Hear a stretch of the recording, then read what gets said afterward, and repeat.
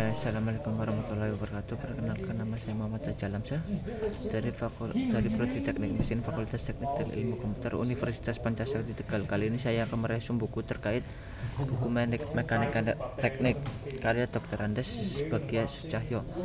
Buku Mekanika Teknik membahas prinsip-prinsip dasar mekanika yang digunakan dalam bidang teknik, khususnya teknik mesin dan teknik sipil. Buku ini bertujuan memberikan pemahaman konseptual dan aplikasi mengenai gaya, keseimbangan, serta analisis struktur sederhana yang sering dijumpai dalam perencanaan dan perancangan teknik.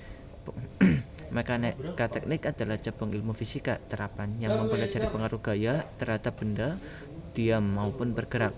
Dalam buku ini, mekanika teknik difokuskan pada statika benda dalam keadaan seimbang, kekuatan bahan, respon benda terhadap gaya,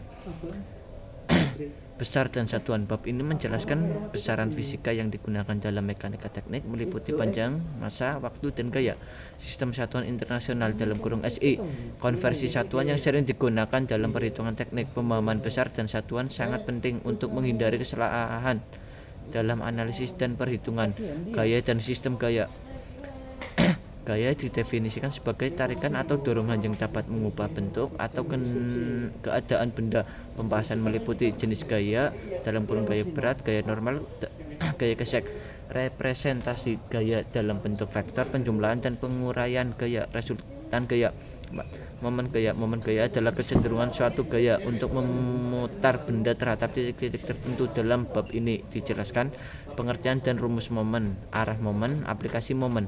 Keseimbangan benda. Suatu benda dikatakan seimbang apabila jumlah gaya sama dengan 0, jumlah momen sama dengan 0. Bab ini membahas keseimbangan partikel, keseimbangan benda tegar, syarat-syarat keseimbangan statis.